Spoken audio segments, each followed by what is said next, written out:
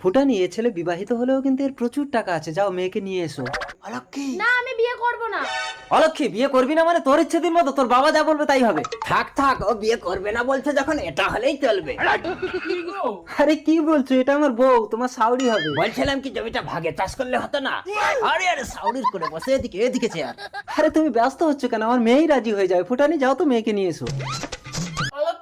আমি যাব না মা, আমি একটা ছেলেকে ভালোবাসি।